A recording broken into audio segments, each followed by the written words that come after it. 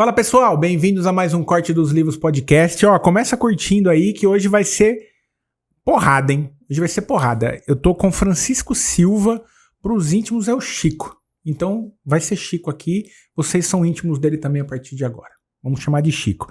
Gerente executivo na IP, fez um pós-graduação comigo, é meu amigo pessoal e quero que vocês conheçam ele hoje.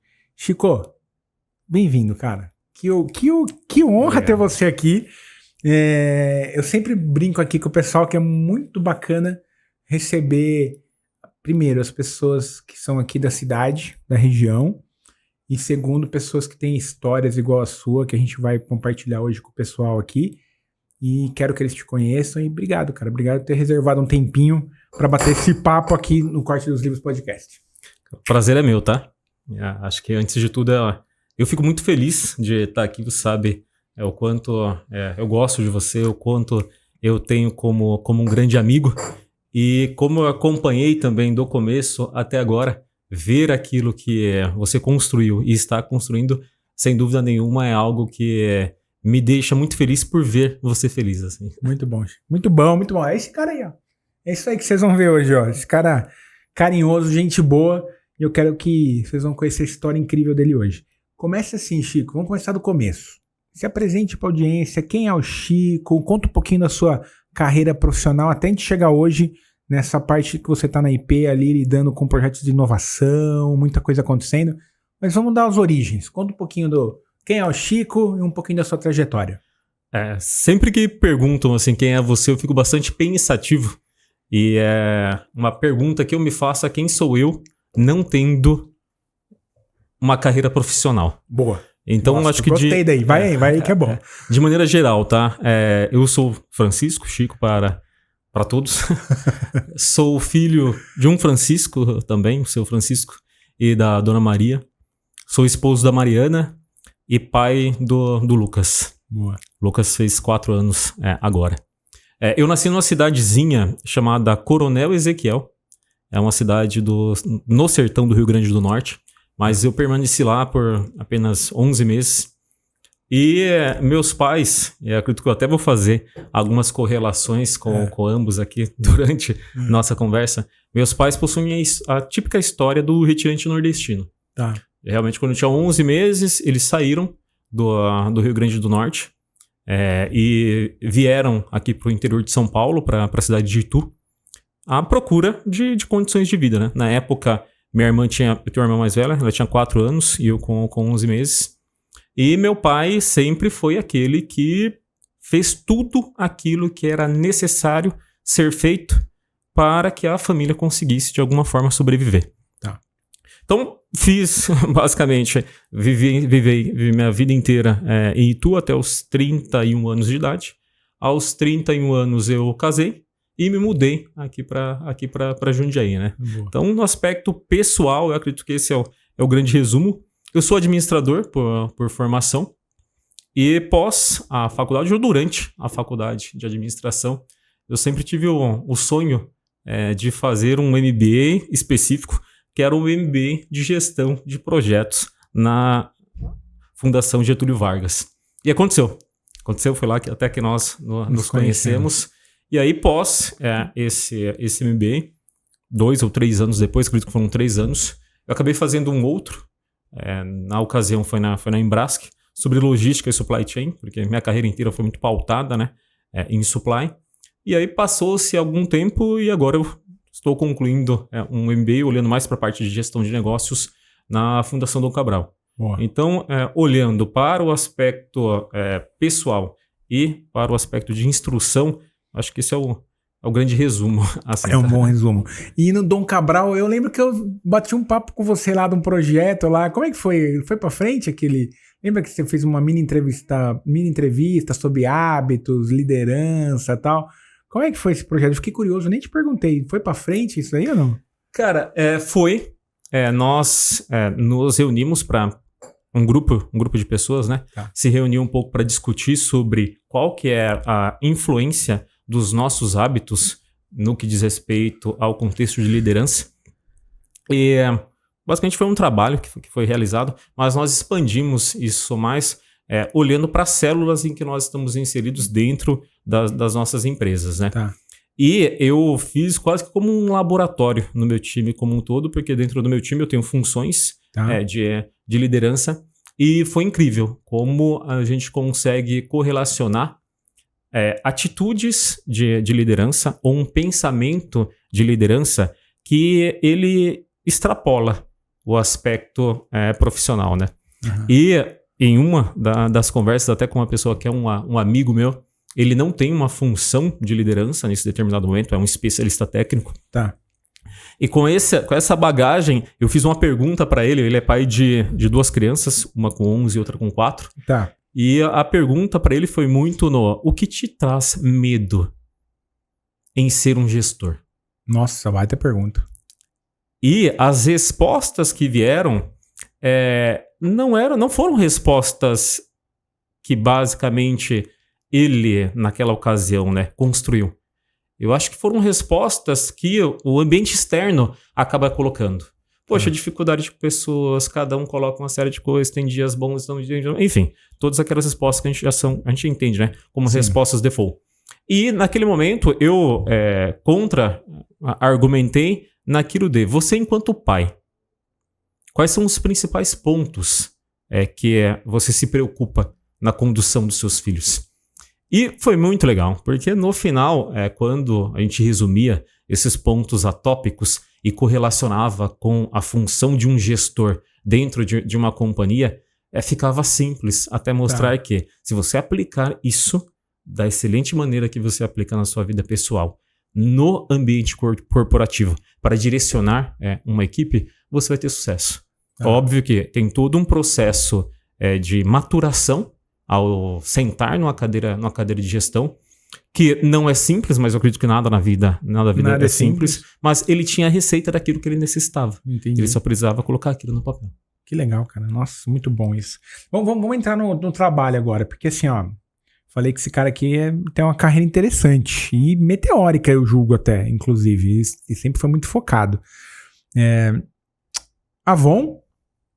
Quanto tempo de Avon, Chico? 7 anos, 8 anos? 7 anos. 7 anos de Avon.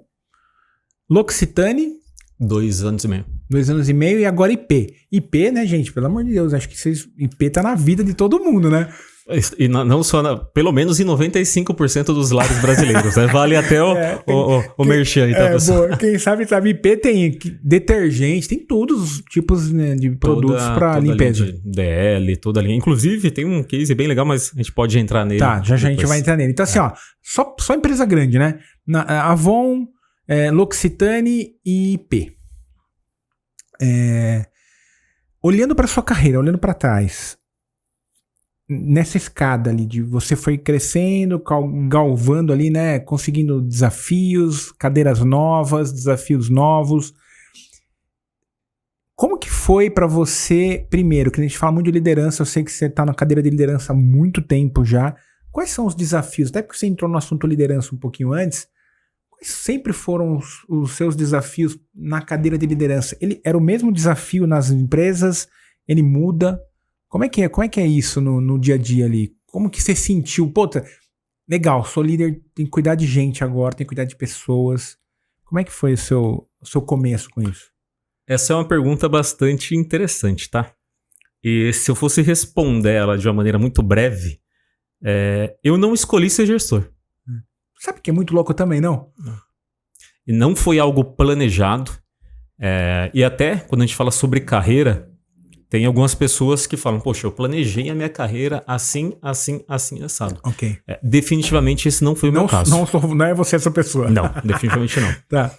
E antes dessas 3 empresas, e aí eu falo isso até com bastante orgulho, tá? Mas não no orgulho que vem pra soberba. Eu acho que é aquele orgulho que faz com que, com muita frequência, eu me recorde e tente me manter sempre uma pessoa muito humilde. Tá. Antes de entrar na Avon, em 2011, eu fiquei 7 anos em uma outra empresa.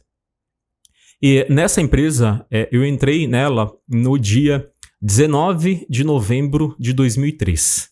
Tá. Você tinha quantos anos, Chico? Eu tinha acabado de fazer... Na verdade, eu tinha 18 anos. Tá. Tinha acabado de fazer 18 anos. Tá. Com uma função que era a função de auxiliar de apoio logístico. Quando você olha auxiliar de apoio, já parece pleonasmo, né? Porque é um outro. Sim, auxiliar e apoio já é a mesma coisa. Mas no resumo, cara, nessa época, eu suportava uma série de operadores de empilhadeira. E aí, quem é de operações, tanto operações logísticas quanto industrial, sabe aquilo que eu vou falar. E eu ficava movimentando itens. Tá bom. Trabalho extremamente braçal. Tá. Eu permaneci nessa empresa durante 7 anos. Caramba. Nem eu não sabia dessa, hein? Você tá escondendo o jogo aí. E durante 7 anos, foram 7 promoções. Caramba. E eu acredito até que esse momento foi um momento até mais crucial na minha carreira do que o que veio depois.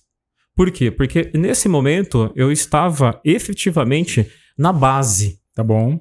E eu brinco com vários amigos meus, né? Que quando você vem da base, você tem muita propriedade daquilo que você está falando. Ok. E quando surge uma série de particularidades, eu não gosto muito do termo, tá? Mas você tem voz para falar sobre aquilo. Você tem propriedade para falar sobre. Você tem vivência naquilo, né? Exato. E para gestor de grandes operações, isso é muito importante. Tá. Mas enfim, e nesse período como um todo, eu acabei, e aí eu faço muito a correlação com aquilo que eu citei um pouco antes, que é a influência do meu pai na minha vida. Meu pai, enquanto criança, eu não me recordo de ter visto meu pai alguma vez reclamando sobre a vida. Meu pai trabalhava todos os dias, de segunda a segunda. Ele sempre falou isso com muito orgulho. Que ele trabalhava 14, 16, 18 horas, a quantidade de horas que era necessária. E ao ver meu pai trabalhando dessa forma, mesmo com todas as particularidades, quando eu entrei no mercado de trabalho, só existia um modelo a ser replicado, que era aquele modelo que eu via na minha casa. Então, eu sempre fui uma pessoa bastante aplicada no trabalho. Mais do que aquilo que era solicitado a mim, eu sempre fiquei bastante atento sobre aquilo que era necessário do ambiente. E aquilo que era necessário no ambiente, eu tentava fazer.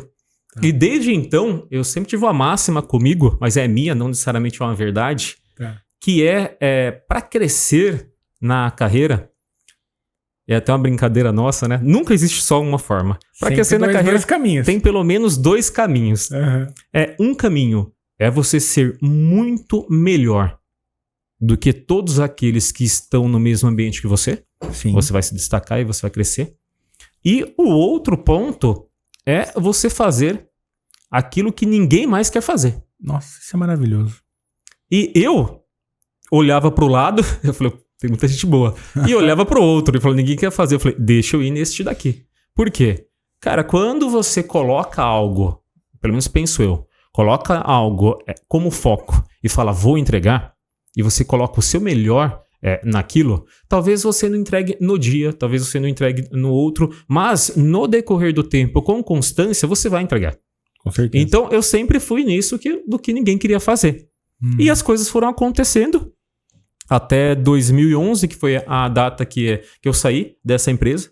Sem dúvida nenhuma, foi, acredito que o meu primeiro grande conflito profissional. Ok. Tomar uma decisão. Depois de 7 anos sendo promovido todos os anos, sair de uma empresa não é algo tão simples. Mas aí surgiu uma oportunidade que eu acredito que foi maravilhosa. E eu saí de lá e entrei na Avon. A Avon, para mim, sem dúvida nenhuma, foi uma grande escola. Uma grande escola. Uma escola de técnica, porque investia-se muito no time de gestão. Na época, eu era a segunda linha de gestão. E investia-se muito na capacitação de você enquanto indivíduo. Ok. E neste contexto, como um todo, eu também tive uma grande sorte de ter excelentes gestores. Ter aquelas pessoas que realmente faziam com que você enxergasse que você estava em um determinado ponto, mas que você podia muito mais. E isso de uma forma leve. Não leve naquilo de não faça, mas leve naquilo que te conscientizava sobre aquilo e te impulsionava a ir para o próximo passo. Okay. E foram 7 anos lá também, né? Eu tenho um quê com 7? Então, exatamente. Quantas promoções você teve na Avon? Na Avon foram 4 promoções. 4 promoções. Eu vou contar uma curiosidade. Gente, toda vez que eu encontro o Chico, ele tá promovido. Eu não sei o que acontece. ou eu demoro muito pra ver ele, ou ele, cada 6 meses, muda de cargo. A gente se encontra pra tomar um vinho com os amigos nossos e tal. E aí, Chico, tô com um desafio novo. Eu falei, amanhã é outro dia mesmo. Ele é impressionante, ele não tem... Cara, é meteórico esse cara, que vocês não têm ideia. 4 promoções, quase uma por ano de novo. Quase, vai. Mas aí eu acho que esse é um ponto de atenção também, tá? Porque quando... e aí, ó, eu já tô com 40 anos, né? Já você tá com 40 anos, eu acho que você enxerga a vida certo, você olha diferente. Como eu comecei bem na base, naturalmente você vai se destacando quando olha para um ambiente, né? E chega determinado momento que você está em um determinado layer que só tem pessoas que se destacaram bastante a carreira inteira também. Sim, então, o ritmo ele vai diminuindo. E né? Na verdade, é até uma grande reflexão que eu faço. Porque lá atrás, eu tinha me acostumado com o ritmo diminuiu gritantemente quando olha e tá tudo normal. Tá. E quando nós não olhamos só para a vertical, que é algo totalmente natural e acho que até alimenta nosso ego em determinados momentos, e o ego é nosso inimigo. O ego é nosso inimigo. Neste contexto, a gente precisa começar a olhar um pouco mais para a horizontal. Ok. E aí, quando a gente olha para a horizontal, a gente percebe que para sermos melhores profissionais, nós precisamos ampliar a nossa visão como um todo. E aí, quando eu olho para a minha carreira, né, até entre Avon e pós, né, eu comecei a ampliar bastante o leque e aquele indivíduo que era muito especialista em uma linha específica começou a atuar em outras. Okay. E esse atuar em outras me fez muito bem. Porque eu eu sou um cara de operações. Eu até brinco assim, né, com algumas pessoas da área, alguns amigos que falam sobre a questão corporativa. Poxa, eu tenho um cargo XYZ corporativo. Me traz um sentimento não tão bom. Eu gosto de falar poxa, eu sou um cara de operações. Tá. É um cara de operação que, independente se é o cara de operação que lidera projetos estratégicos ou é o cara de operação que garante a gestão da rotina. Eu gosto de me ver como uma pessoa de operação, porque o operação, o final, enquanto ação, quando eu olho para o espelho e falo, cara, eu estou fazendo o negócio efetivamente girar. Tá. Então, acho que fiz até um resumo da carreira, mas nesse contexto, realmente, eu acredito que houve uma trajetória. Quando eu olho para trás, eu me sinto muito bem em relação a ela, mas houveram pontos específicos que eu tive que parar, refletir, dar um passo atrás, gerar aquele desconforto e falar, poxa, o que será o próximo passo, né? E aí, efetivamente, partir para aí. Boa. Qual que você consegue lembrar, assim...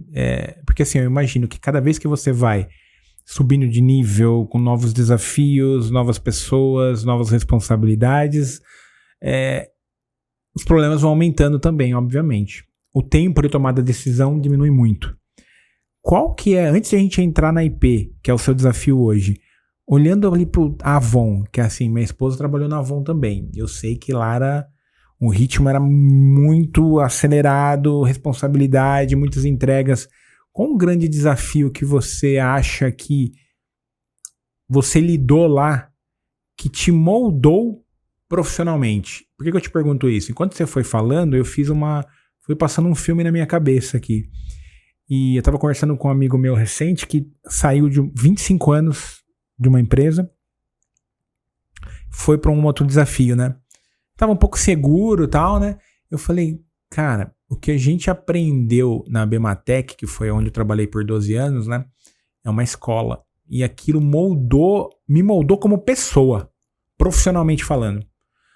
Tudo, cara, tem coisas que eu uso no meu trabalho hoje que eu usava igualzinho em 2012. Igual, eu uso a mesma coisa. Porque foi um aprendizado tão grande que me moldou profissionalmente do jeito que eu encaro o trabalho, do jeito que eu encaro projetos. Você consegue ver algo na Avon ou então nos novos desafios que você fala assim, cara, isso teve um peso gigante na minha carreira? eu consigo ver 2 pontos, ou 2 momentos, na verdade são vários momentos, mas 2 momentos, um na Avon e um quando eu estava na L'Occitane, que foram pontos que eu acredito que me moldaram, não só enquanto profissional, mas enquanto ser humano mesmo. Na Avon foi em 2017, eu tive a oportunidade de ir para a África do Sul e ficar 30 dias, basicamente, lá. Meu gestor, na época, que era o Felipe Volto, uma pessoa ímpar, assim, gosto muito dele, uma pessoa que consegue realmente extrair o melhor de cada um. Ele fez o convite, e o convite de uma maneira muito clara.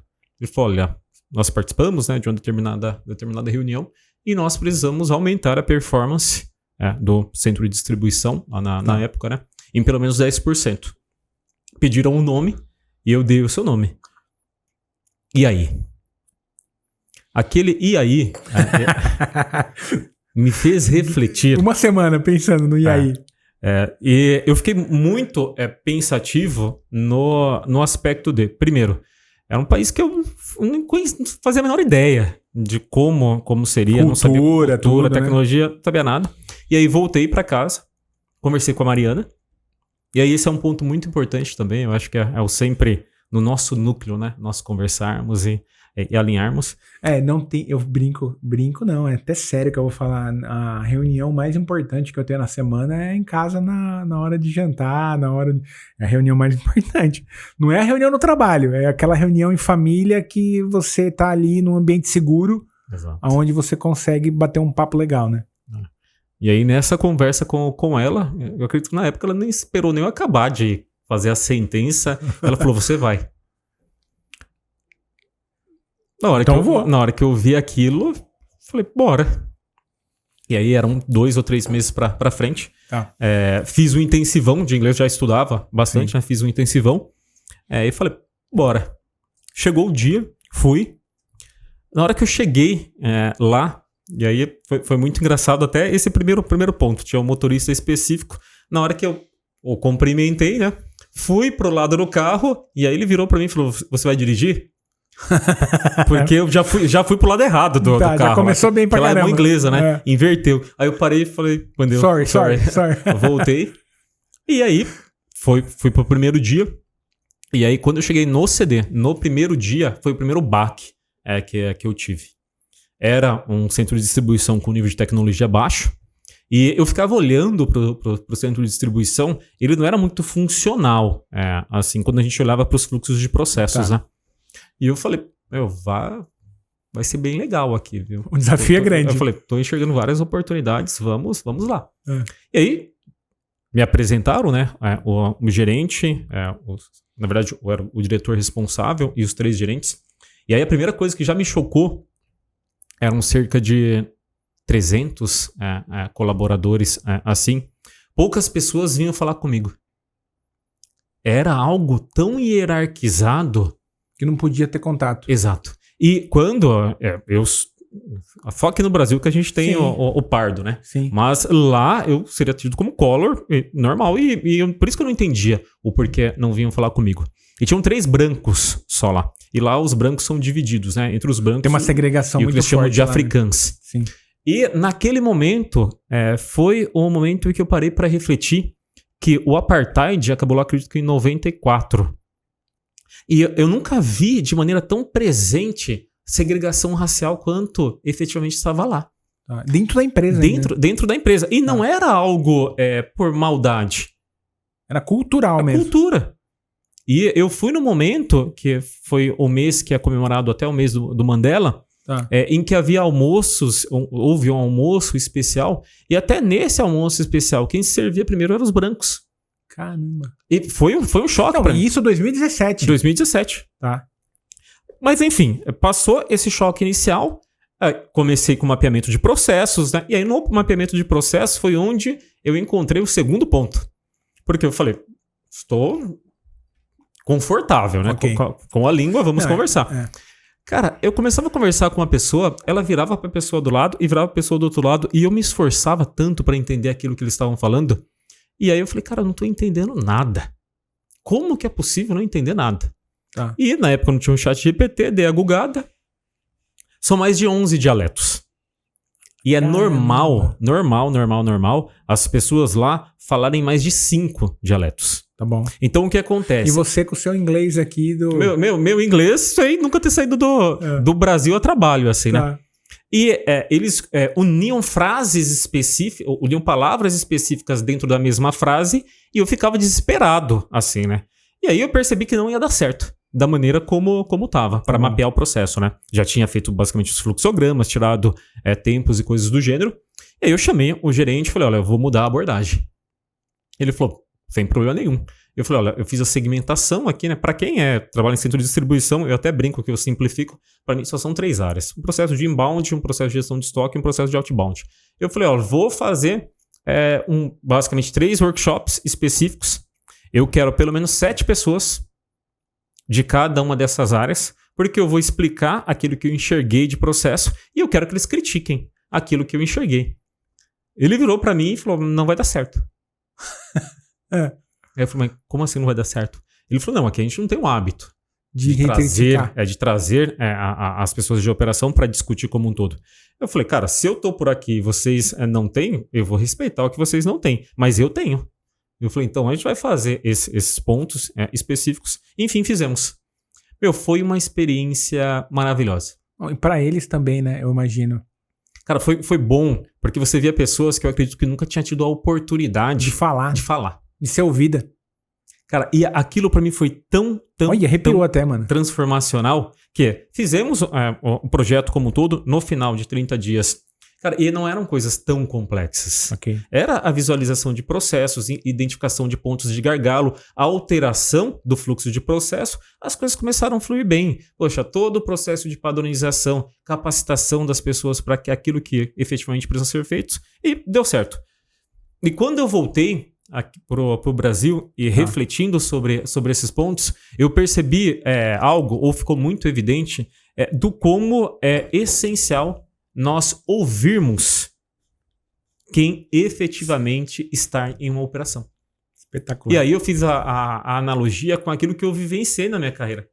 Eu tive muita oportunidade, pessoas deram uma oportunidade para que eu pudesse me expressar, para que eu pudesse criticar algo, para que eu pudesse gerar outros pontos de vista. E foi simplesmente isso que eu mostrei lá. Então esse, para mim, foi algo muito transformacional. E eu falei, beleza. Não vai acontecer algo tão assim. As coisas passaram, eu saí da Avon, fui para a L'Occitane. E na L'Occitane, na época eu recebi um desafio de fazer um insourcing de uma operação. Tá. E aí foi um ponto que eu achei maravilhoso também. Na época, né, fizemos basicamente contratações. Contratamos, né, nós não tínhamos um WMS na época. Para quem não conhece, WMS basicamente é o sistema que faz toda a gestão de um armazém. Não tínhamos um WMS próprio, era um terceiro. E com o insource precisamos colocar um próprio. Tinha que internalizar. Né? Internalizou tudo. Ok. Inclusive, mas quando você internaliza uma operação e em paralelo você implementa um sistema, são duas coisas. É um ambiente divertido. Tá. E nesse processo contratamos uma empresa nacional e o nosso time de TI era um time francês. Ok. Os pontos focais dessa empresa nacional, na época, não falavam inglês. E precisava haver um elo. O elo era o Francisco. Esse elo é a pessoa que vos fala. E para mim foi algo maravilhoso, porque eu sempre fui um cara bastante técnico. Tá. Mas eu nunca tinha entrado de maneira tão intensa neste aspecto de sistemas. Okay. Falando sobre não só as transações básicas que a gente conhece entre os sistemas, mas falando sobre interface. Enfim, algo bastante técnico. E foram 6 meses de projetos que eu acredito que fizeram com que eu saísse de lá como um outro tipo de profissional. Um profissional que não só conhece um processo de gestão de projetos, mas um profissional que, quando olha para o aspecto de tecnologia, está habilitado a contribuir de maneira ativa. Entendi. Então, estes 2 foram 2 grandes obstáculos que surgiram, mas eu acredito que esses 2 obstáculos me fizeram ser não só um profissional, mas um ser humano muito melhor do que eu era e conhecendo outras culturas. Né? Boa. Nossa, é muito legal isso, porque, por exemplo, você estava falando que na sua carreira, né, você olhou sempre pro onde estava o problema, ninguém queria pegar daqui que eu faço e tal. E na Luxtan foi algo parecido, né? Porque imagina que se, por exemplo, se o time ali falasse inglês e tivesse, não precisaria do Elo no meio, não precisaria do Chico. Exato. E aí você falou, não, daqui eu vou fazer ali um conciliador, né? Ouvindo os dois lados, então também é como se assim, parece que o problema às vezes procura a gente, né? Uns BO parece que a bola vem pingando na frente, não dá pra falar não, né? Eu não, né? A Mariana, ela sempre me falou uma coisa, inclusive algo que aconteceu depois que a gente pode entrar. Tá. Que ela falou que eu tinha a aptidão. Aptidão. De procurar problemas. Ah, ok. É o seu talento. Talvez sim. Mas eu acho que um ponto bastante importante nesse contexto é que essa é uma carência que a gente enxerga no mundo corporativo. Uhum. De pessoas que dão a cara. E principalmente nesse segundo exemplo, não foi o Chico sozinho. Eu era o responsável pelo time. Mas eu acho que a partir do momento que você, enquanto gestor, dá a cara e fala, puta, vamos enfrentar as dificuldades, quem está com você, olha pra você e fala, bora. Tamo junto. Exato. Então eu vejo isso realmente como algo que precisa cada vez mais ser incentivado, e eu não vejo outra maneira de incentivar senão praticando. Então, nesse exercício, desde quando eu saí de lá, foi muito legal, porque eu via pessoas que estavam comigo naquele determinado momento também prosperando enquanto carreira. E eu tive grandes exemplos, não só do meu pai, mas de profissionais que tinham o mesmo tipo de perfil. Falava, cara, tem problema? Dá aqui o problema que eu vou resolver. Vou me apaixonar por esse problema, criar soluções específicas e efetivamente conseguir sair do ponto A para o ponto B. Você até falou uma coisa, não sei se você leu, eu não li ainda, mas veio uma pessoa que indicou, tá na minha lista. Tem um livro que chama Apaixone-se pelo Problema. Não, eu ouvi uma resenha sobre ele, mas eu não li. E a resenha já me deixou apaixonado. É uma boa dica de leitura. Apaixone-se pelo problema. Porque, cara, o Joel fala bastante disso. Eu vejo como muita galera também fala. O dinheiro tá no problema, né? A oportunidade tá no problema. O crescimento tá no problema. O desenvolvimento tá no problema. Tá tudo no problema, cara. Eu ia citar esse último ponto do desenvolvimento, porque eu acho que é quase que como... Acho não, tenho plena convicção. É quase que como uma resistência biológica que nós temos de se afastar do problema. Porque ao se afastar do problema, nós vamos consumir menos energia, e consumir menos energia, continuamos aí. Boas, Mas o que faz realmente você evoluir é você buscar os problemas. E aí é muito engraçado, em alguns momentos, falar, mas aí como que a gente vai resolver quando tá num grupo? E pelo menos quando essa pergunta vem pra mim e eu não tenho propriedade, eu falo, eu não sei agora. Realmente eu não sei. Mas dá um tempinho aqui que nós, juntos, vamos criar algumas alternativas. E eu sempre acredito que não existe só uma, né? Vamos criar algumas alternativas, criar cenários específicos para que aí, dessa forma, a gente consiga sair do ponto A para o ponto B. Poxa, mas o ponto B não é o final. Tá bom, mas que seja um intermediário. Para depois a gente chegar nos outros e ir evoluindo. Sensacional. E como é que tá hoje na IP? Gerente executivo, você já teve quantas promoções na IP, Chico? Cara, na IP eu tive uma promoção. Uma só, uma promoção. Tá também faz pouco tempo que você tá lá. Mas eu até brinco assim, talvez se me fizessem essa pergunta nas outras 3 empresas que eu trabalhei, eu responderia da mesma forma. Mas eu amo fazer aquilo que eu faço e onde eu faço. Ok. E eu sou apaixonado pela companhia. Eu acho que os valores que ela possui efetivamente na prática, e eu consigo evidenciar alguns deles sendo colocado. Esses valores condizem muito com os meus valores pessoais. Aí dá um match perfeito, né? Não, e lá faz 5 anos que eu estou lá. Eu já mudei de área pelo menos umas 4 vezes, quando fala sobre incorporações de área, né? E acho que tem um ponto que para mim foi, acho que crucial. Eu entrei no dia 6 de abril de 2020. Nossa, período bom pra entrar no... Pandemia fortíssima. E eu só entrei no dia 6 de abril. Na época eu tinha saído de uma da Luxtani. Ia entrar na IP. Só que dia 9 de março, que foi um pouco antes, nós já tínhamos uma viagem marcada, fomos para essa viagem, e era uma viagem para a Europa. Eu lembro, França, né? Não, nós fizemos, basicamente era França, Inglaterra, Holanda e Itália. Só que o primeiro ponto foi a Itália para depois fazer o circuito, né? Okay. Chegamos lá dia 9 de março, o que foi decretado na Itália? Pandemia global. Lockdown. Fechou tudo. Fechou. E aí, conforme nós íamos passando pelos países... Ia fechando. Eu lembro de uma história dessa. E aí, e nós tínhamos que passar os últimos 4 ou 5 dias na Itália, a gente não conseguiu nem ir. Quando estávamos na Holanda, foi aquele desespero. Porque voo sendo cancelado. Não, todo mundo desesperado. E eu, na época, faltava acho que uma semana e meia, eu tinha que começar na IP. Ok, você falou, cara, eu tô preso aqui na Europa. Eu trocando mensagens pelo WhatsApp, falei, eu não sei o que... Não sei se eu chego aí. O que vai ser. Mas enfim, começamos a retornar, na hora que retornei, eu falei, vou começar. E lá, eu tava conversando com a pessoa na época, ela falou, olha, nós não sabemos efetivamente o que é isso, na verdade ninguém sabia, mas há uma regra específica de quarentena, era quarentena, mas na verdade eram 14 dias, eu esperei esses 14 dias e entrei na companhia. E eu entrei num momento realmente caótico. Total. E passou-se, entrei para uma área específica, que é uma área de excelência, era de excelência logística na época, passei 2 meses nessa área e eu fui convidado a assumir um projeto, que era o principal projeto de inovação da companhia naquele momento, que era a automatização de um CD, o principal CD da companhia. E quando me colocaram naquilo, eu confesso que eu senti medo. Será que eu dou conta? Esse foi o primeiro ponto. Será que eu dou conta? Por quê? No contexto, além da complexidade do projeto, e isso não era o que me trazia receio, o principal fornecedor era um fornecedor italiano. O que tinha de italiano, sérvio, era uma quantidade muito elevada. Okay. Todos aqueles bloqueios para verificar se conseguiriam entrar no país ou não. E além desse ponto, nós não sabíamos o que iria acontecer.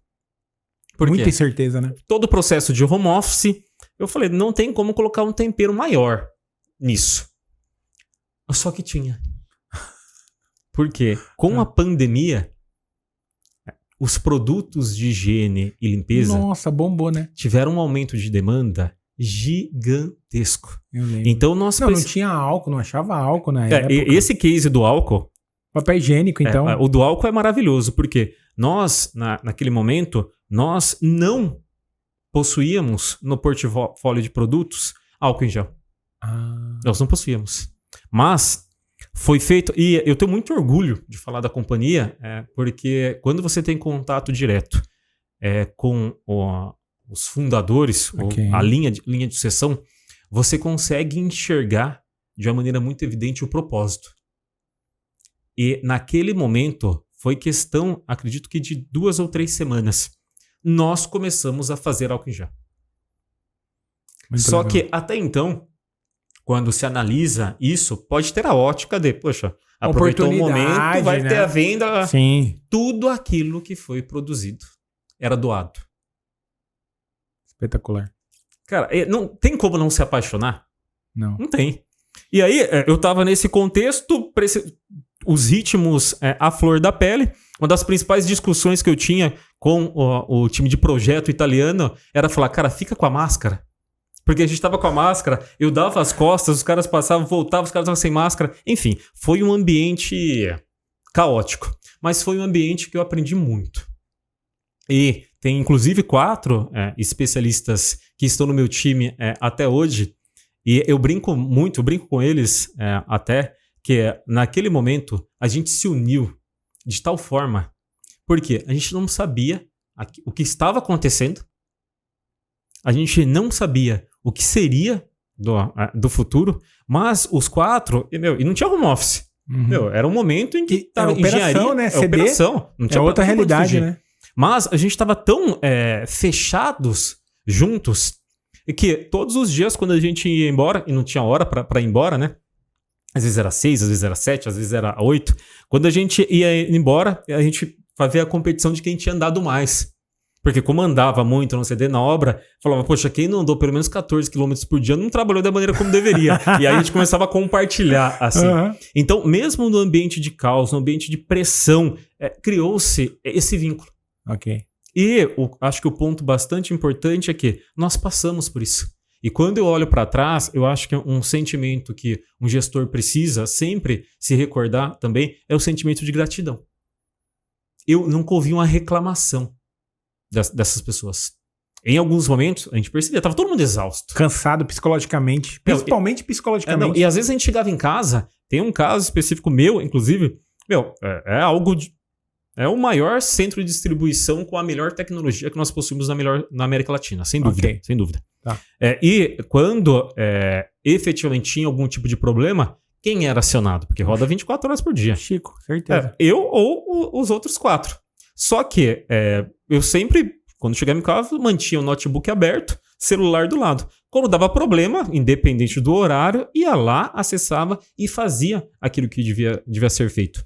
E esse, para mim, foi um ponto bastante importante também, porque enquanto gestor, eu até brinco, né? Você não deve, ou não precisa, né? Dependendo da função, ser aquele com maior expertise técnica. Ok. Porque o core da sua função não necessariamente é esse. Mas você, quando o seu time olha para você, eles não podem sentir que eles estão ou mais envolvidos ou mais dedicados do que você. Okay. E eu, quando olho para esse momento, eu até brinco assim, né? Teve muitos momentos que pessoas geraram mais resultado do que eu. Mas em nenhum momento tinha alguém mais focado e empenhado naquela entrega do que eu. Tinha vários iguais. Eu vejo os 4 muito iguais. Mas eu não tolerava que alguém estivesse mais empenhado naquilo do que eu. Porque liderança é exemplo, né? Exemplo. É uma crença que eu tenho. Eu também, total. Tava na aula do Clube do Livro hoje cedo, eu tava falando sobre influência, sobre liderança. É exemplo, cara. Não tem como, porque como é que você vai cobrar um comportamento de alguém se você não tem esse comportamento?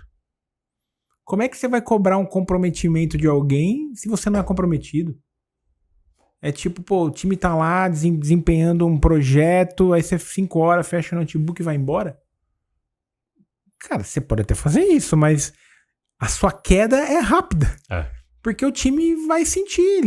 O líder tem que estar lá junto. É o último. É aqueles negócios que a gente lê em livro, que a gente vê em filme, que a gente vê em documentário. O líder é o último a sair, cara.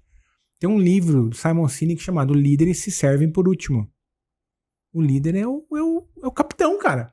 O capitão do barco. Não vai abandonar o barco. E eu também vejo, pelo aspecto, óbvio que as coisas estão mudando e vão mudar cada vez mais rápido, né? Essa semana, inclusive, eu tive uma conversa com outros gestores, todos da minha idade, que no meu time eu tenho pessoas com 18, 19 anos, acho que são 2 pessoas, tenho pessoas com 47, inclusive um fez aniversário hoje. E eu fico muito pensativo nesse aspecto, que é o aspecto do exemplo. Por quê? Agora eu vou parecer bastante velho ainda. Eu sou da época em que realmente eu sinto muito orgulho de falar, poxa, virei 36 horas, virei 42 horas, trabalhando, entregando, fazendo uma série de coisas. E as coisas estão mudando. Não significa que o ambiente agora seja um ambiente pior do que era antes. Só está mudando. E eu acredito que um fator crítico de sucesso para os líderes, assim como nós agora, será a capacidade de adaptação para conseguir fazer uma gestão de gerações distintas. Por quê? Uma das conversas que a gente começou a discutir foi, olha, essa nova geração assim, essa nova geração assado. Eu falei, puta, cara, eu sempre tentei ser um cara muito concreto, né? Eu falei, me dá alguns exemplos.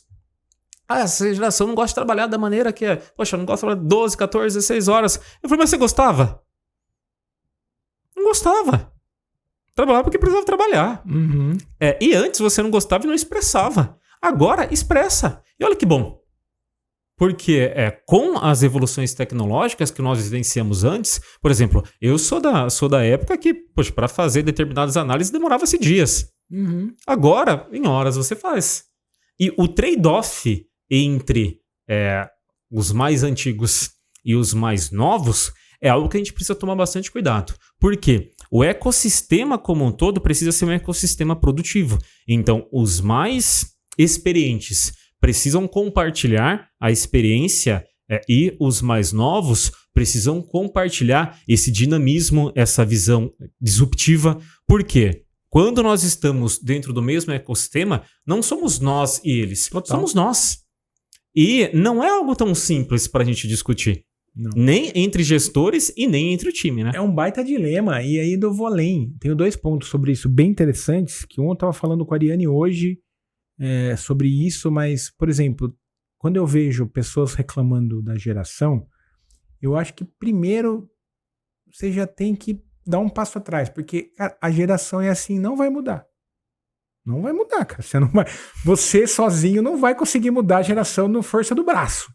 Você vai ter que mudar você para se adaptar a essa nova geração. Acho que o primeiro ponto é esse já, que é o que você falou, cara. A gente é uma jornada de autoconhecimento maior para os líderes, porque a geração tá aí, ela é assim, e a gente tem que entender como é que a banda toca hoje.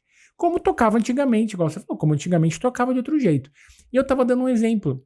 Tava falando hoje com a Ariane, tava no almoço ali conversando, eu falei, eu sou do tempo, o velho, falou que o velho, né? Eu sou do tempo que meu primeiro emprego, eu pegava um ônibus, eu parava no centro da cidade, porque o ônibus ele não chegava até onde eu trabalhava. Aí eu parava no centro da cidade, aqui em Jundiaí, eu descia a pé, ia até o trabalho a pé, e isso dava mais ou menos uns 2 quilômetros para ir e 2 quilômetros para voltar. Nesses 2 quilômetros para voltar, tinha dia que eu chegava para trabalhar molhado, tomar chuva. Mesmo com guarda-chuva, você pega um toró, você se molha. Chegava molhado, trabalhava molhado durante o dia e voltava para casa. Eu andava 4 quilômetros por dia para chegar no trabalho. Hoje em dia a gente tem Uber, as linhas, né, de ônibus, metrô, cresceram. Então, o que tem um quesito aí, ele escondidinho, que eu vejo que hoje em dia eu vejo que às vezes a gente tem que ter um cuidado nisso, que é a questão do esforço. Eu vejo que uma geração que está chegando, ela não conseguiu mensurar o poder do esforço. É tudo muito fácil. Você abre a TV, tem 18 opções de streaming para você assistir. Eu sou da época que eu ia na locadora para alugar um filme, que se não tivesse o filme que tinha, eu tinha que escolher o que tinha lá, porque alguém já alugou. Ia pro trabalho, caminhava. Então a gente foi moldado num jeito que essa geração ela tem mais facilidades. E tá tudo bem. Uhum. Só que a gente não vai conseguir impor as nossas crenças e como a gente foi moldado nessa geração que tá agora. A gente tem que fazer um meio campo. Então eu acho que esse é um ponto que é um dilema, mas eu acho que o grande ponto, eu sempre penso assim, a gente tem que olhar pra dentro. Eu não vou conseguir mudar uma geração. A geração tá aí, cara. Quem sou eu? Eu não consigo mudar nem meus hábitos. Às vezes eu vou mudar uma geração. Não consigo tirar o açúcar. Eu tava falando, eu não consigo tirar o açúcar do café. Quem sou eu para mudar uma geração? Então é uma jornada interna. Eu faço uma analogia a isso quando a gente olha sobre a criação, né? Porque quando, entre esses gestores, a gente começa a discutir sobre esse ponto e vem aquele ponto, poxa, essa geração... Eu sempre falo, cara, quantos anos você tem? Eu tenho 40 anos, tenho 41. Eu falei, então vamos começar a pautar do quê? A culpa é sua. Autorresponsabilidade. Quem criou essa geração fomos nós. Sim, total. Tão simples quanto isso. É um belo ponto. E quais são os pontos positivos dessa geração? Há inúmeros. O nosso grande ponto vai ser fazer o trade-off. Mas o ponto que eu queria destacar, por exemplo, eu tenho um filho que tem 4 anos e quando tenho vagas memórias assim dessa minha época, mas o que eu olho para os dois, eu nem cito meu pai, porque aí já é uma situação completamente distinta, e são conversas que eu tenho com a Mariana, naquele determinado momento, eu tinha a necessidade, algumas necessidades, e eu não tinha o ambiente que talvez supria essa necessidade. O Lucas, hoje, ele possui todo o ambiente disponível. E ele não tem a consciência da necessidade. Ok. O grande ponto, eu acredito que para o gestor e para, me vejo como pai, é como eu criar nele isso, que é criar a fome do mais, a consciência daquilo que tem e a consciência de que ele pode mais. Então, eu vejo como uma das grandes obrigações do gestor hoje é desenvolver essa fome. É difícil, hein, Chico? Muito. Tava falando, cara, excelente ponto, cara. Excelente ponto. Eu falei hoje na aula no clube. Eu falei, cara, como é que treina alguém pra ter fome? É um desafio gigante. Como é que treina alguém pra ter brilho no olho?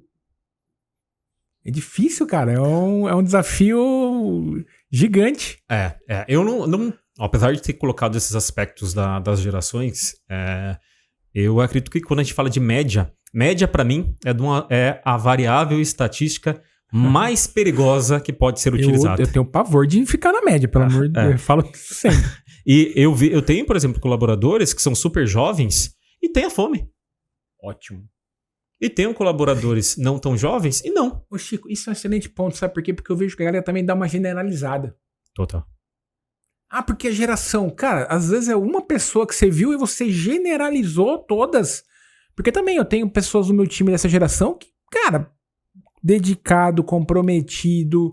Então tem esse quesito também de parar de generalizar as coisas, né, cara? É aquela máxima, né? Quando você ouve alguém falar, é muito mais o indivíduo, a percepção dele sobre o universo do que necessariamente uma verdade, né? Total. Tem aquilo que ele acredita, tem aquilo que você acredita e talvez tenha a verdade como um todo, né? Total. Então eu acho que esse senso crítico ele é muito válido e nesse aspecto de clusterização ou de colocar todo mundo em caixinhas, é necessário ter um pouco mais de maturidade para realmente falar, poxa, é clusterizado dessa forma? Mas deixa eu olhar com carinho para aqueles que estão aqui comigo. Deixa eu olhar com atenção. Porque existe aquilo que é o standard, mas cada indivíduo é um indivíduo. Né? E aí você falou um negócio de pensamento crítico, e eu vou entrar num ponto aqui, porque eu acho que você tem esse olhar para o seu time, estimular eles a ter esse pensamento crítico, porque eu sei que você faz o Kumbuka com o seu time, vocês leem junto. Conta um pouquinho desse projeto seu com o seu time, que eu sei que você faz isso há bastante tempo já, que na verdade você como líder está incentivando eles a pensar de maneira mais crítica, incentivá-los a crescer, incentivá-los a olhar para o mundo de outro jeito. Conta um pouquinho da Kumbuka pro pessoal. Gente, Kumbuka é quase como se fosse um clube do livro, mas tem um aspecto mais voltado para a carreira, um debate rico. E eu sei que o Chico faz isso no time dele lá. Conta um pouquinho disso aí, que eu sou apaixonado por isso, cara. Eu fiz isso nas últimas 3 empresas, né? Que eu trabalhei. Mas, de maneira geral, o começo não é tão agradável. Sim. Porque quando você conversa com todos e fala, olha, pessoal, eu tive uma ideia. Todo mundo começa a falar, legal, vamos fazer. Tá. Mas a primeira ou a segunda rodada não necessariamente é da melhor. O começo é mais difícil. Mas algo que eu sempre fiz, primeiro, é a não obrigatoriedade. Tá bom. Só que, num ambiente, por exemplo, a gente cata um ambiente hoje com cerca de 30 pessoas quando a gente olha para o todo. Tá. Em que 25 participam efetivamente e 5 não, naturalmente o ambiente condiciona as pessoas a... E para mim é algo muito importante, porque ao desenvolver esse hábito nos colaboradores como um todo, tem uma série de ganhos. Tem os ganhos que são os ganhos tradicionais, quando a gente fala sobre a leitura, as pessoas se comunicam melhor, a pessoa começa a expandir a visão sobre temas específicos que não necessariamente ela expandiria. Mas também tem o outro ganho, que esse para mim também é fundamental, que enquanto time, as pessoas começam a se conhecer de uma maneira muito mais profunda. Por quê? Vamos falar sobre um livro, esse livro foi extremamente polêmico, que nós lemos juntos. O livro do Nada Pode Me Vencer. Nossa. Cara, aquele livro, teve gente que amou. Teve gente que odiou. Teve gente que odiou. Falou, poxa, a mensagem que passa de não poder desistir, coisas do gênero, tem momentos que a gente tem que parar para olhar basicamente as nossas fragilidades e respeitar esse ponto. Só que eu já tinha lido, mas quando eu fiquei observando, eu falei, olha que momento maravilhoso. Porque todo mundo está se conhecendo nesse determinado momento. As pessoas começam a entender um pouco mais como a mente de cada um funciona e, naturalmente, o relacionamento tende a ser mais assertivo. Então, e tá tudo bem não concordar, né? Tá tudo bem. Esse ponto que para mim é muito importante. E o outro, por exemplo, quando eu entro em algumas discussões com amigos meus gestores, tem aquela famosa brincadeira. Pô, você tá arranjando tempo para fazer isso? Tá tranquilo, hein? Eu falo, cara, tá. Eu sempre sou o cara que fala, poxa, mas tem muita reunião, Eu falei, cara, mas essa é parte do jogo. O que eu estou fazendo aqui é desenvolvendo uma pessoa para que, quando ela entrar em uma determinada reunião, que alguns consomem 1, 2, 3 horas sem objetividade nenhuma, essa pessoa entre de maneira assertiva, saiba qual é o objetivo daquela reunião, se comunique bem e saia com resultado. Eu prefiro investir 1h30 por semana para que no final eu ganhe 5, 6, 7 horas e tenha pessoas capacitadas no meu time do que fazer um compromisso com a mediocridade. Total. A mediocridade poxa, meus colaboradores estão lá e fazem o que fez, tá bom. Tem aquele famoso tópico, só isso daí acho que dá uma roda de conversa para falar sobre o PDI de colaboradores como um todo. Para mim, isso faz parte do PDI dos meus colaboradores. E ao ser parte integrante disso, eu lidero pelo exemplo. Eu não estou falando que, poxa, vocês precisam ler, apesar de falar bastante. Eu leio e exercito junto com eles. E ao olhar a minha visão em relação a determinado tema, naturalmente eles vão falar, poxa, eu sei como ele funciona. Posso concordar, posso não concordar, mas eu sei. Se ele está lendo e se preparando para vir para essa conversa, talvez eu também precise, né? Total. Não, e tem isso, né, Chico? Porque às vezes também você falou, 1h30 por semana. As pessoas se distraem muito mais do que 1h30 por semana. Mas aí não é 1h30 só com a Cumbuca, né? O que nós fazemos, né? Eu sou apaixonado por gestão da rotina, né? Ok. Então, nesse período de 1h30, toda semana, basicamente nós olhamos os principais resultados da semana. Os principais indicadores. Reunião de time. Tem toda a pauta. E no final da pauta tem a Cumbuca. Geralmente são 20 minutos. Geralmente são 20 minutos e aí as coisas vão mudando, né? Agora a gente tem até o timer. Porque cada uma das pessoas, e aí não são todas, a gente acaba sorteando de maneira randômica, tem de 45 segundos a 1 minuto e meio para dar a sua visão sobre aquele determinado tópico. Cara, isso é maravilhoso e alguém pode pensar assim, nossa, mas você tem que falar... Cara, você tá treinando a pessoa para ser objetiva e direta. Ela tem que, nesse 1 minuto, na cabeça dela, construir o raciocínio dela, ou minimamente já trazer pronto, mais ou menos ali, né? E externalizar, ela tá treinando comunicação, objetividade, tá treinando gestão de tempo. Não tem como mensurar a quantidade de benefícios disso, cara. E o grande ponto é que, nesse período, quando a pessoa é sorteada, não é para falar sobre o que é o capítulo. Porque o capítulo todo mundo leu. Todo mundo sabe o que tá falando ali. Mas, basicamente, o como você sintetiza e o que fez sentido para você nesse determinado capítulo. Animal. Aí, eu acredito que é o momento em que nós plugamos esses demais pontos. É porque cada um, né, Chico? E aí é a grande riqueza. Porque cada um lê o livro do jeito que enxerga a vida, do jeito que enxerga o mundo. Então você, às vezes, vai ler um livro, mas na verdade você está lendo 30 livros. Porque você vai ter 30 visões diferentes do mesmo capítulo e às vezes você sai um pouquinho da sua bolha, você começa a perceber outras coisas, você fala, esse ponto aqui eu não tinha imaginado. Então é uma troca maravilhosa, cara. Uma Cumbuca eu aconselho a todos. Se não for no meio... Por exemplo, você não é gestor. Não sendo no meio profissional, poxa, pega um grupo de amigos. E faz, né? Reunião de família, por exemplo. Eu até brinco, né? Poxa, tem pessoas que têm um talento grande para passar horas juntos, assim. Eu, depois de 1h30... Acabou a bateria social. Não, acabou o assunto. Porque chega a determinado momento você não tem tanto assunto. Então, você se encontra de maneira regular, Cara, determina um livro ali pra conversar. Vai trazer proximidade, vai trazer várias coisas. Talvez algum livro de algum conflito na família. Tipo, ler comunicação não violenta. É um momento de descontração. Exato. Ler alguma coisa assim. Mas vamos, já que entramos na leitura, vamos na leitura agora. Vamos entrar na leitura. Você consegue, olhando assim, um livro que mudou o jogo? Cara, há alguns, mas tem um específico, que ele não é algo profissional, tá? Tá, não, pode ser pessoal. Eu sempre falo da criação de hábitos, que é algo que a gente tem que ficar bastante atento, principalmente quando a gente tá falando sobre crianças. Sim. E eu, com cerca de 11 anos, comecei a participar de nossos grupos de amigos, assim, né? Tá. A gente começou a jogar RPG. Coisa de nerd, né? Ok. Começamos a jogar Dungeons & Dragons, GURPS, todos aqueles sistemas.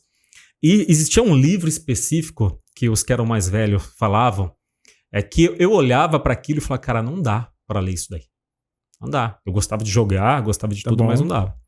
E esse livro era O Senhor dos Anéis. Cara, quando eu olhava para aquilo... Assustava. E aí, eu e um grande amigo meu chamado Júlio falou, vamos ler. Vamos, né? Na época eu tinha 11 anos. Não tinha nem lançado filme. Não tinha nada disso ainda. Lemos o primeiro, que era a Sociedade do Anel. Lemos o segundo, que é As Duas Torres. Lemos o terceiro, que é O Retorno do Rei. E na época só existiam outros 2 traduzidos no Brasil, que era o Hobbit e o Silmarillion. Lemos também. Cara, quando eu acabei de ler aquilo lá, eu falei, eu posso ler tudo. Por quê? Porque foi um desbloqueio mental, e eu brinco muito pra quem tem filho, tá? Se puder fazer com que o filho jogue RPG, não só o RPG virtual, que eu também adoro, mas o RPG de mesa, você tem que ler muito pra você jogar. E a leitura, naquele determinado momento, pra mim, não foi algo que me causava desconforto. Eu queria consumir aquilo. Entendi. Eu queria entender aquilo. Não só a história, mas... Quando falava sobre os jogos, eu precisava ler para que eu pudesse jogar. Tá. Então, isso para mim, eu tive uma grande sorte, que foi ter isso no início, porque tem muito tempo, né? Nessa época, né? Isso, é o negócio que você falou da gratidão.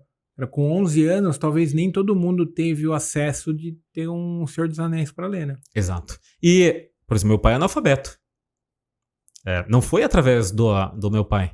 Mas foi através do meio em que eu estava inserido, que, óbvio, né, por total influência dos meus pais, sim, falou, poxa, vai andar com a pessoa XYZ, fica com esse grupinho aqui. Tá. E pra mim não tem nada a ver também com poder aquisitivo. Porque é muito acessível esse ponto. Mas o como você se insere em determinado ambiente que te condiciona o hábito de leitura, né? E o meu, na verdade, foi esse. E pra mim, eu tive essa grande sorte dessa virada de chave ter sido muito, muito antes. Aí você falou, cara, se eu passei por isso, eu passo por qualquer coisa, vambora. Exatamente. Ó, a gente pode... Tá engraçado, né? Começa a falar sobre carreira e a gente pode fazer analogia com o Senhor dos Anéis. O Senhor dos Anéis, inclusive, ele sozinho dá um podcast aqui, viu? Dá, né? Dá. Só pra falar disso. Muito bom. Ô, Chico, e 3 livros assim que você fala que... Você tem o poder, deram o poder pra você fala assim, tem que ler esses 3 livros aqui pra você melhorar como pessoa, como profissional. Quais aqueles 3 livros que você acha que é essencial, que não tem que ler, cara, não dá pra deixar passar batido. Eu vou falar os que são pra mim, mas eu acho que é importante fazer analogia para outros também, né? Exemplo, eu acredito muito na vida enquanto suas esferas, né? Então, por exemplo, na esfera pessoal, eu li eu vi até você fazendo um comentário sobre ele, que você leu ele em 2 momentos. Eu li em um momento só, eu já estava mais velho, que é Vidas Secas, do Graciliano. Eu li esse livro, eu já estava com uns 34, 35 anos. Tá. E, pra mim, foi muito impactante, porque eu cresci ouvindo meu pai falar das histórias de vida dele. E quando eu lia ali, cara, a história do Fabiano, eu até brinco assim, né? Eu ainda vou ter uma cadelinha pra chamar de baleia. Uhum. Eu chorava. Porque foi naquele momento que realmente eu conseguia ter a maturidade para enxergar aquele ponto e enxergar o que meu pai tanto falou para mim durante toda a minha vida, e talvez eu não prestasse atenção naquele determinado momento, e no livro eu vi. Tá bom. Eu conseguia sentir o que é angústia, o que é realmente um momento de desesperança. E esse livro para mim foi muito impactante, mas eu acho muito importante para pessoas que possuem uma história, por exemplo, sou descendente de japonês, sou descendente de italiano. Minha família... Cara, procura um pouco a história. Legal. Do grupo, talvez, em que você... Faz sentido. Originário. Você vai se conectar mais, né? Exato. Então, esse para mim é um grande ponto. Olhando para o aspecto espiritual, tá? Eu sou cristão, católico, apostólico, romano, e eu participei de um determinado grupo que... a gente começava conversas, a galera falava, não, porque isso tá no livro X, tá no livro Z, blá, blá, blá, blá. E eu nunca tinha lido a Bíblia. Ok. Cara, eu leio no espelho, eu nunca fui o tipo de pessoa que gosta de entrar em rodas de conversa e não poder agregar. Uhum. Eu falei, eu vou ler a Bíblia. Você leu inteira? Eu li ela inteira. Eu li ela de uma maneira mais com o aspecto de buscar o conhecimento do que estava inserido, do que necessariamente da maneira como eu estou lendo atualmente, que é o conceito de fé. Certo. Então são 2 pontos específicos. Eu fui pela curiosidade Você inicial. leu como se fosse uma literatura a primeira vez. Exato. É um livro. E para mim foi fantástico esse determinado ponto, porque quando você olha todos os livros, e hoje eu até brinco, né? É um livro vivo. Temporal. E é a maneira que foi encontrada, para quem é católico, né? Para quem é cristão, de Deus conversar conosco. Mas por que eu coloco esse ponto para mim? Porque para você que possui uma outra religião ou uma outra fé, e esta religião e fé possui um livro, possui um conjunto de livros, para mim é muito importante ler isso.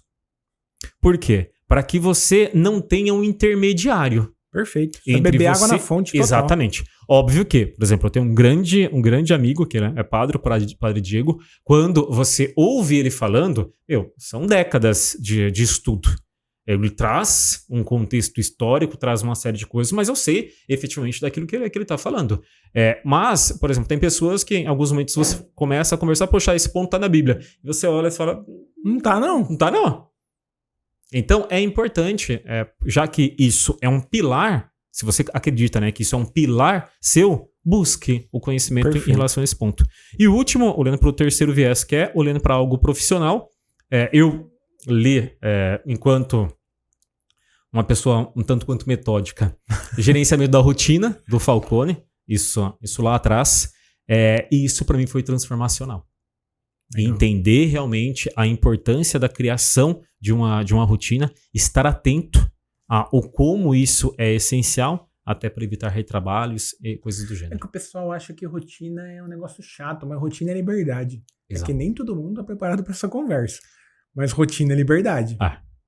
Tenho algumas analogias que eu faço, mas aí a gente pode entrar em outras discussões. Você precisa até, inclusive, quando pensa na sua rotina, entender o quanto você olha para a sua rotina. Perfeito. Dentro do time, eu sempre falo sobre a importância dos 5 minutos. Exemplo. E isso, para mim, é muito gestão da rotina. Qual vai ser a sua agenda hoje? A agenda vai ser isso. Cara, pega 5 minutos, pensa sobre ela. Você vai entrar numa reunião agora. Você já pensou sobre essa reunião? Você já pensou? E às vezes a gente dá uma romantizada, né? Vou consumir muito tempo ou coisas do gênero. 5 minutos bem investidos, pensados, gera resultados incríveis. Tem que se preparar, né? Vai entrar perdido numa reunião, né? Infelizmente... Acontece com frequência. É raro, mas acontece com frequência. Né? Exato. E aí, por exemplo, uma imagem que em muitos momentos, na verdade na vida como um todo, demora-se muito para construir, pode ser desconstruída por algo que fala, cara, mas se eu tivesse visto esse resultado, se eu tivesse visto aquela análise que já estava disponível, tá bom, quanto tempo você consumiria? Eu faço sempre a analogia, não mais agora, né, que agora todos os cafés a gente faz na maquininha, mas antigamente, fazer o café. Cara, se você não ligou o fogo X minutos antes, não vai adiantar, na hora que você chegou lá, a água tá fria, cara. Sim. Então tem pequenos pontos que são simples, mas precisam ser feitos no time correto. Por quê? Porque talvez você não tenha a oportunidade de retrabalhar esse ponto. Excelente. Excelente, excelente. Chico, o que é óbvio pra você e a galera não percebe? Cara, não é a galera. Eu acho que em alguns momentos eu acabo também não percebendo algumas coisas. Tá. E acho que vai fazer totalmente correlação com o que eu vou falar agora. Tá. Que o planejamento, cara, planejamento/estratégia é algo fundamental. Ok. Porém, o que muda o mundo e, consequentemente, a sua vida é a ação. Por quê? Cara, planejei todos os pontos dentro da companhia. Vai ser assim... Cara, com muita frequência a gente vê planejamentos maravilhosos. Só que passou um dia, aquela euforia do novo foi embora. E se aquelas ações não forem realizadas, não mudou nada. Na nossa vida pessoal, cara, fiz um plano maravilhoso aqui. Há um plano de leitura, um plano de academia, há um plano de uma série de coisas. Tá bom. No intervalo, amanhã, ou melhor, hoje, você vai executar o quê? Uhum. Se você não executar, cara, Não adianta nada. não adiantou nada.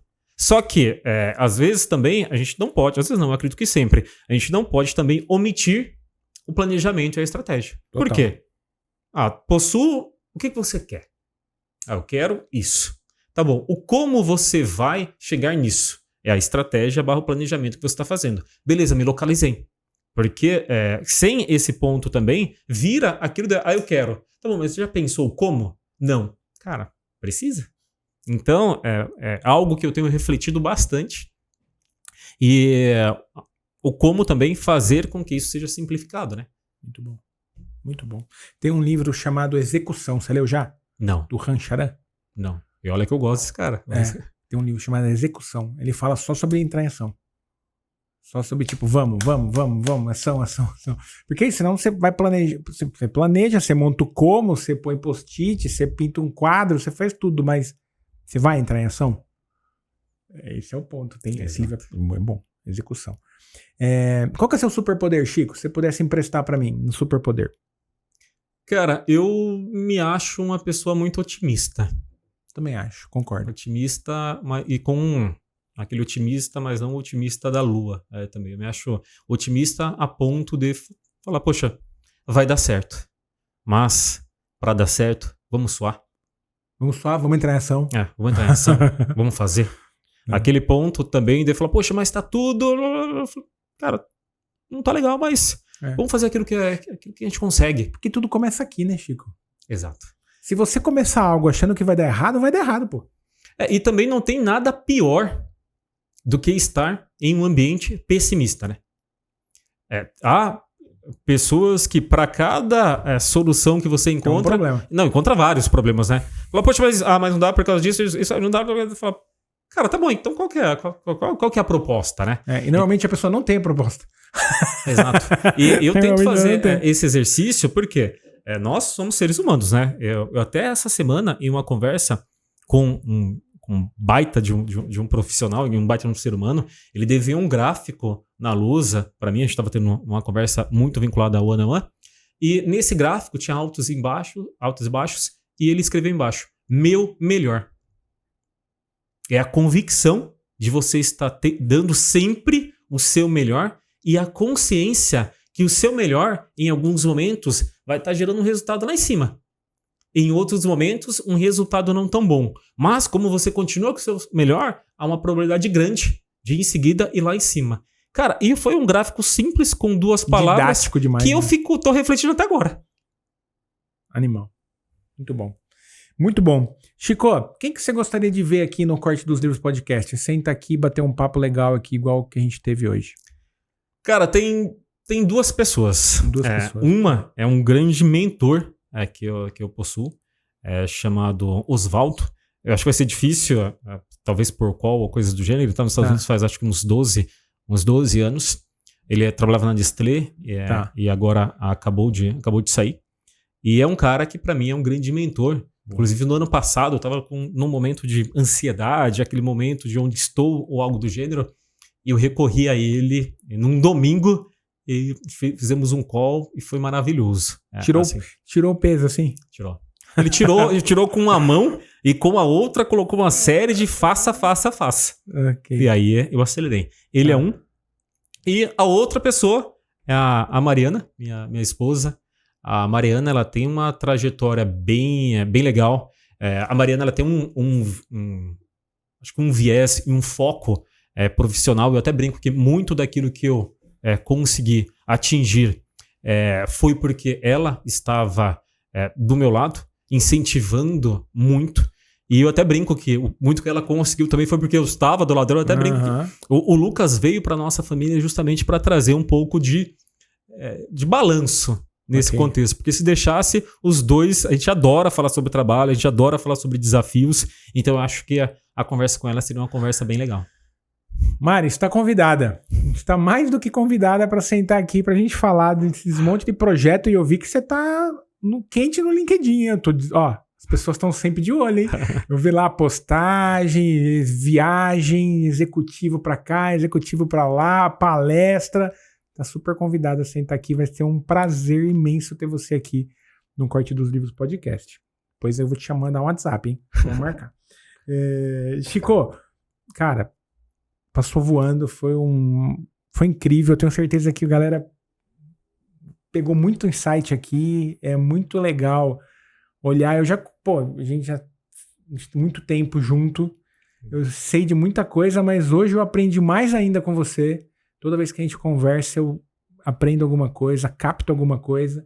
Tenho certeza que a audiência aprendeu muita coisa com você, então eu queria te agradecer. Obrigado. E deixar um recadinho final para quem ficou com a gente até agora. Perfeito. Primeiro foi um prazer. Gostei muito de estar aqui hoje, conversar sobre esses temas, mais do que olhando para o aspecto profissional. Acho que a gente falar sobre algo pessoal é bem legal.